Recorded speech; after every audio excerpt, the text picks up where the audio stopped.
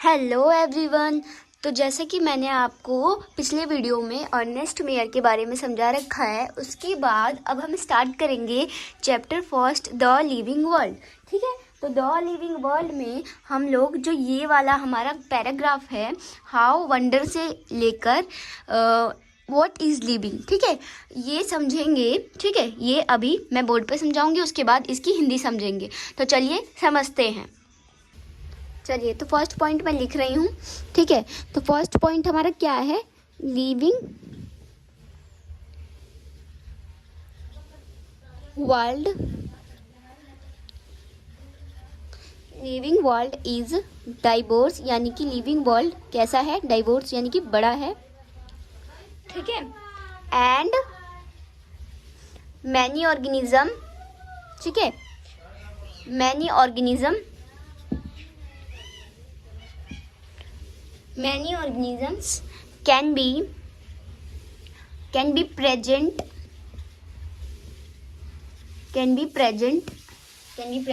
in extreme condition।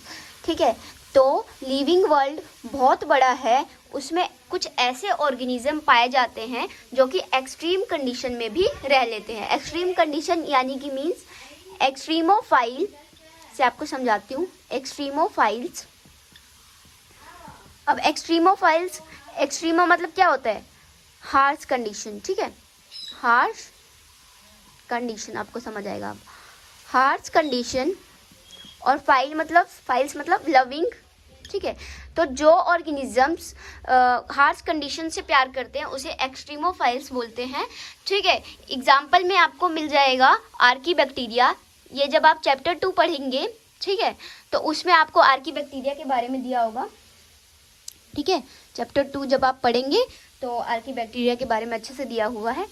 ये extreme condition line दी थी, मतलब वर्ड दिया था, तो मैंने ये आपको समझा दिया एक्सट्रीमोफाइल से, इतना ताकि अच्छे से क्लियर हो जाए। तो आर्कीबैक्टीरिया क्या, कैसे ऑर्गेनिज्म है? ये एक्सट्रीम से मतलब हार्श से हार्श कंडीशन में भी ये जीवित रह सकते हैं, आपको डांस करते हुए मिल जाएंगे। ठीक है, ये कैसे भी कंडीशन में, हार्श कंडीशन में रह सकते हैं, जहाँ ज़्यादा ठंड हो, जहाँ ज़्यादा गर्मी हो, एसिडिक हो, वहाँ पे भी ये मिल जाएंगे। ठीक है, जैसे कि मान लीजिए टेम्परेचर बहुत ज़्यादा है, तो हमारे लिए तो सरवाइव करना बहुत मुश्किल हो जाता है, लेकिन ये ऐसे ऑर्गेनिज्म है कि अगर टेम्परेचर बहुत ज़्यादा है तब भी ये वहाँ पे सरवाइव कर जाएंगे, जीवित आपको डांस करते हुए, भंगड़ा करते हुए मिल जाएंगे। अगर पीएच कम हो यानी कि एसिडिक हो तो भी ये वहाँ पे आपको मिल जाएंगे। ठीक है, उसके बाद अगर प्रेशर ज़्यादा हो तो भी ये आपको मिल जाएंगे खाना खाते वहाँ पे। ठीक है ठीक है, प्रेशर ज़्यादा होगा तो भी ये कुछ ना कुछ करते हुए आपको मिल जाएंगे। ये ऐसे है ना कि ज़्यादा मतलब कि ज़्यादा ही एसिडिक कंडीशन में भी मिल जाएंगे आपको। ठीक है, अगर प्रेशर ज़्यादा हो तब भी ये मिल जाएंगे, कैसे भी हार्श कंडीशन में ये आपको मिल जाएंगे। ठीक है, ऐसे ये ऑर्गेनिज्म है। उसके बाद नेक्स्ट पॉइंट है इस टॉपिक में इकोलॉजिकल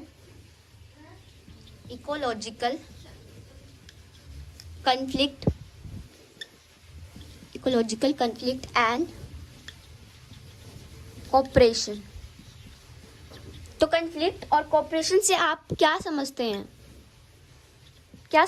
ठीक है, तो कन्फ्लिक्ट यानी कि किसी पे हमला करके उसको खा जाना। ठीक है, उसको खा जाना, कन्फ्लिक्ट, लड़ाई झगड़ा। ठीक है, और कोऑपरेशन यानी कि समझौता करना। ठीक है, तो कन्फ्लिक्ट जैसे लायन ईट डियर, और कोऑपरेशन यानी कि you helping your friend in exam. ठीक है, तो एग्जाम्स, ठीक है, एग्जाम ही लिख लो, ठीक है। तो इसका मतलब क्या, देखो कॉन्फ्लिक्ट मतलब किसी से लड़ाई झगड़ा करना, ठीक है।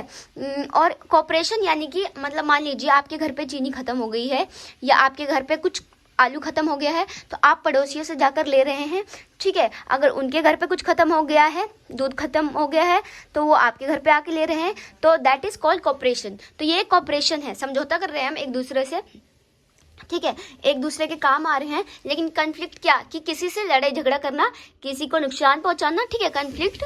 तो ये आपकी एनसीईआरटी में दोनों वर्ड दिए हुए हैं, कन्फ्लिक्ट एंड कोऑपरेशन, ठीक है। तो इसका मतलब आपको बिल्कुल अच्छे से समझ आ गया।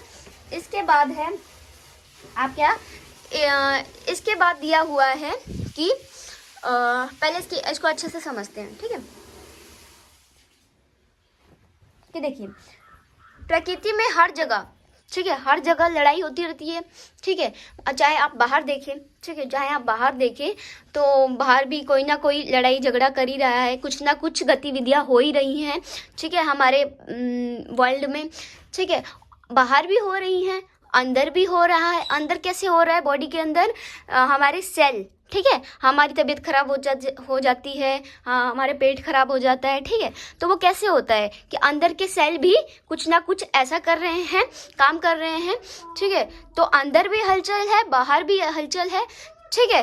तो इससे हमारे एनसीईआरटी में एक क्या कहते हैं, एक 2 क्वेश्चन बने हुए हैं इसी पैराग्राफ में। तो पहला है आपका टेक्निकल यानी कि तकनीकी वैज्ञानिक प्रश्न। तो वैज्ञानिक प्रश्न में क्या पूछा गया है, व्हाट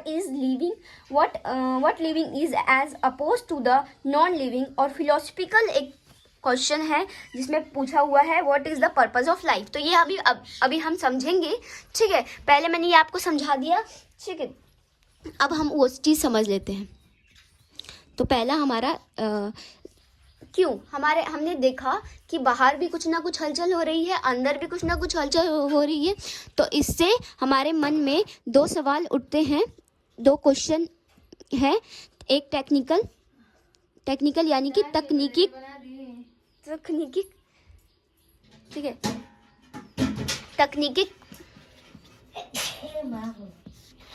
तकनीकी यानी कि वैज्ञानिक प्रश्न है ये, कि वैज्ञानिक प्रश्न है।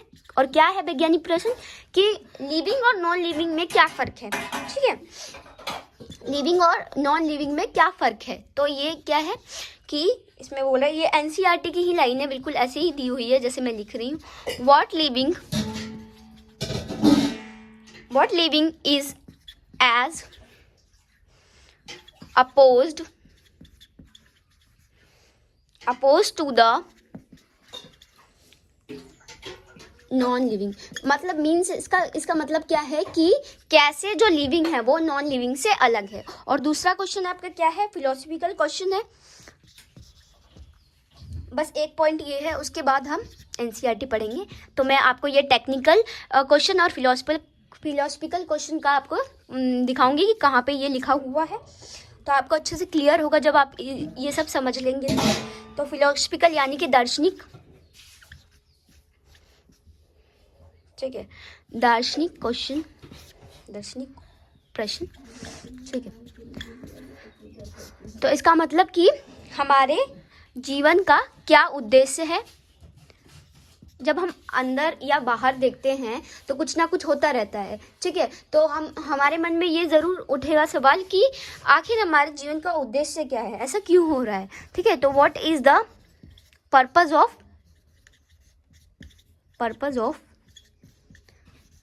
लाइफ, ठीक है। तो चलिए आइए रीडिंग करते हैं। इतना आई होप सबको समझ आ गया होगा, ठीक है। तो चलिए उस पैराग्राफ की रीडिंग कर लेते हैं, उसके बाद आगे स्टार्ट करेंगे। चलिए तो अब हम इसकी रीडिंग कर लेते हैं। How wonderful is living world, कि कितना सुंदर ये लिविंग वर्ल्ड है, ठीक है, कितना प्यारा है, कितना सुंदर है, कितना आश्चर्यजनक है। The wide range of living type is amazing, ठीक है, कि बहुत तरह तरह के जो टाइप के लिविंग ऑर्गेनिज्म पाए जा रहे हैं, जो कि बहुत ही अमेजिंग है। The extra ordinary habitat, extra ordinary का मीन्स यहाँ पे मैंने आपको समझाया था कि एक्सट्रीम हैबिटाट, ठीक है, extraordinary habitat in which we find living organism, ठीक है। तो जो एक्सट्रीम कंडीशन में भी जो लिविंग ऑर्गेनिज्म पाए जाते हैं वो एक्सट्रीम कंडीशन क्या है, कोल्ड माउंटेन पे भी पाए जाते हैं, डेडिशियस फॉरेस्ट में पाए जाते हैं। डेडिशियस का मीन क्या होगा यहाँ पे, जहाँ पे ऐसा जंगल जहाँ पे पेड़ों पे से पत्ते झड़ गए हों। ओशियन में पाए जाते हैं, ठीक है। फ्रेश वाटर लेक्स यानी कि झील में पाए जाते हैं। ओशियन यानी कि समुद्र में पाए जाते हैं। डेजर्ट यानी कि रेगिस्तान में पाए जाते हैं। और हॉट स्प्रिंग यानी कि गर्म पानी के झील में पाए जाते हैं। और ये सब देखने के बाद हम स्पीचलेस हो जाते हैं, यानी कि कुछ हम बोलने के लायक नहीं रहते हैं। द ब्यूटी ऑफ ग्लोबिंग हॉर्स, ठीक है, दौड़ते हुए घोड़ों की ब्यूटी, मतलब दौड़ते हुए घोड़े इतने सुंदर लगते हैं। उसके बाद माइग्रेटिंग बर्ड्स, जो बर्ड्स है इधर से उधर माइग्रेट करती हैं। और द वैली ऑफ फ्लावर्स यानी कि जो फ्लावर्स की घाटियाँ हैं। और जो शार्क अटैक करती है वो क्या है, एक डीप सेंस ऑफ वंडर, यानी कि ये बहुत ही ज़्यादा सुंदर लगता है, ठीक है। उसके बाद मैंने आपको समझाया था the ecological conflict and cooperation. इसका मीन्स मैंने आपको भी समझाया ब्लैक बोर्ड पे। कन्फ्लिक्ट यानी कि जो लड़ाई झगड़ा करते हैं, जैसे लायन ईट डियर या टाइगर ईट डियर भी आप समझ सकते हैं, ठीक है। जो एक दूसरे से लड़ाई करे और उसे नुकसान पहुंचाए उसे कन्फ्लिक्ट कहते हैं। कॉपरेशन यानी कि समझौता करना, कि आपके घर पे कुछ नहीं है तो आप पड़ोसी से मांग लाए, या उनके घर पे कुछ नहीं है तो वो आपसे मांगने आ गए, ठीक है। अमंग मेंबर ऑफ पॉपुलेशन, ठीक है। अब देखिए ये जो यहाँ से लेकर यहाँ तक है, तो वो चीज़ मैंने आपको अभी समझाई थी कि हमारे बाहर कुछ ना कुछ गतिविधियाँ हो रही है। कोई कुछ कर रहा है, कोई कुछ कर रहा है, मतलब हम किसी से लड़ रहे हैं, या किसी का कन्फ्लिक्ट कर रहे हैं या कोऑपरेशन कर रहे हैं, यानी कि किसी से लड़ रहे हैं या किसी का भला कर रहे हैं, ठीक है। तो ये या फिर हमारे अंदर जो हो रही है, हमारे अंदर यानी कि जो हमारा मॉलिक्यूल है, जो हमारा सेल है, वो एक दूसरे से के साथ मिलकर कुछ कर रहे हैं, यानी कि कोई काम कर रहे हैं या फिर कुछ ख़राब कर रहे हैं। तो वो जो ख़राब कर रहे हैं सेल टू सेल मिलकर, तो वो हमारे बॉडी के अंदर उसका नुकसान आता है। अगर कुछ अच्छा कर रहे हैं तो वो भी हमारी ग्रोथ पे असर करता है। तो ये हम देख रहे हैं कि बाहर भी कुछ ना कुछ हलचल है और अंदर भी कुछ ना कुछ हलचल है। तो इससे हमें क्या समझ आता है कि जीवन what in needed is life, कि हमारी लाइफ में क्या ज़रूरी है। तो इससे दो क्वेश्चन उठते हैं। This question has two implicit question within. तो दो क्वेश्चन उठते हैं। एक है आपका टेक्निकल वन, ठीक है, टेक्निकल वन यानी कि तकनीकी, ठीक है, तकनीकी। तो टेक्निकल वन में क्या आ रहा है, व्हाट लिविंग इज अपोज, देखिए ये मैंने लिखवाया भी था point, what living is as oppose to non living, की जो लिविंग है वो नॉन लिविंग से कैसे अलग है। और जो सेकंड क्वेश्चन है वो है आपका फिलोसफिकल वन, ठीक है, दार्शनिक क्वेश्चन, यानी कि what the purpose of life is, कि हमारे जीवन का क्या उद्देश्य है। अगर एज अ साइंटिस्ट हम सोचे तो we shall not attempt answering the second question. तो अगर एज अ साइंटिस्ट हम सोचे तो हम सेकंड क्वेश्चन को अटेंड नहीं करेंगे। क्यों, what the purpose of life, ये हम अटेंड नहीं करेंगे। हम क्या अटेंड करने की क्या ट्राई करेंगे, फर्स्ट क्वेश्चन उसमें क्या पूछा है, व्हाट इज़ लिविंग। तो अब हम नेक्स्ट लेक्चर में व्हाट इज़ लिविंग का पूरा कंप्लीट समझेंगे और पढ़ेंगे। Thank you. अगर समझ आया हो लाइक एंड कमेंट ज़रूर करें।